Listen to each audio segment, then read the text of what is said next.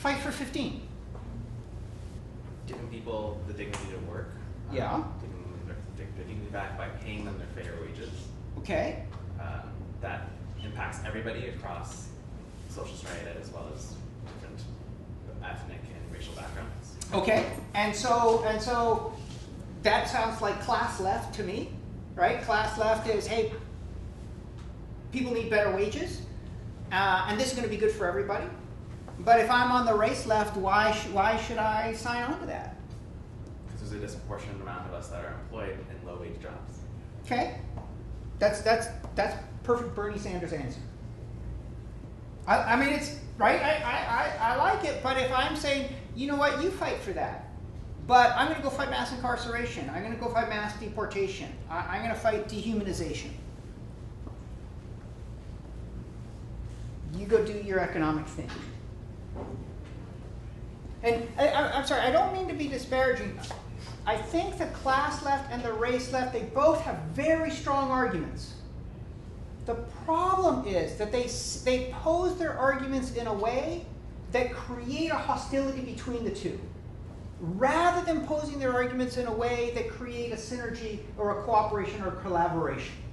And I think so long as we continue to argue in ways in which the class left and the race left are pulling in different directions, we cannot assemble a wave election. We can't get to 50 or 60. We can't get to 60%. Right? And in fact, when Bannon says, as long as this is what's good for the right, if we on the left are pulling against each other, and again, I really believe, like your argument, fight for 15, human dignity, everybody benefits. I completely agree. But I'm worried because that framing pulls against people who are saying, yeah, but what about human rights?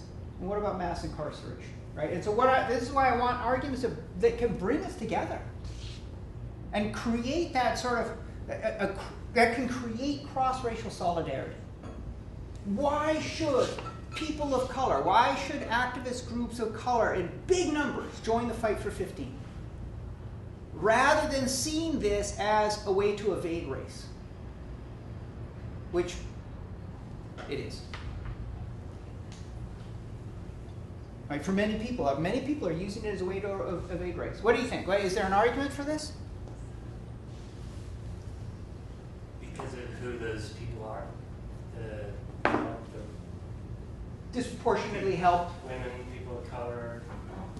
So again, that's. Bring us together, I guess. So again, this is what Bernie Sanders was saying, right? And I just want to be clear. I understand what he's saying. What Bernie Sanders says is, hey, when we do anything that's economic, it's actually disproportionately good for people of color and for women because women and people of color are disproportionately poor. Got it. He's right. But he's not talking, again, to repeat, he's not talking about the way in which people of color and women, that all of their issues aren't just economic. And in fact, when you look at his support, he did not draw a lot of support from people of color because he didn't seem to be speaking to our concerns. Why not? Because he wasn't speaking to our concerns. Right? And it's not that he's wrong. Yeah, I got it. We're disproportionately poor. We'd be disproportionately helped. That's not responsive to this sense that we are in the midst of a sort of a resurgence of white nationalism and a threat to our families that we haven't seen in decades. And someone coming to me and you know, if I'm worried about deportation, if I'm worried about police violence, mass incarceration, if I'm worried about my children going out at night and someone says, fight for 15. Yeah, okay. In 2% of my time, I'm not giving you my effort, I'm not giving you my energy. Right? And it's not that I'm opposed to it.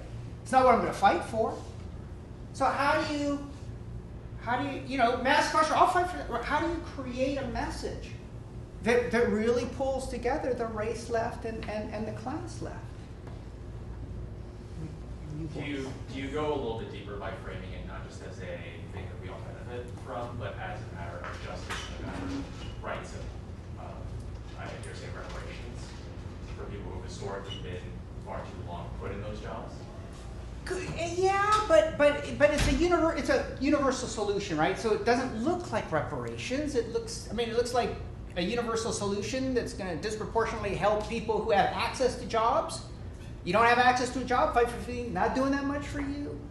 And it, you know, you could call, right? So maybe it's more of a like old-fashioned socialism argument of like, let's break up the power of these like big corporations, like mostly fast food companies that have control over our lives and our dollars, and everyone who works full-time should be able to raise a family and pay for rent and food. yeah. Let me try it again. See what you think. Economic justice depends on cross-racial solidarity. It depends on government supporting people and not corporations. And for the last 50 years, we've been taught to fear each other, to point our fingers at the brown person instead of at the boss. We got to start pointing our fingers at the boss again.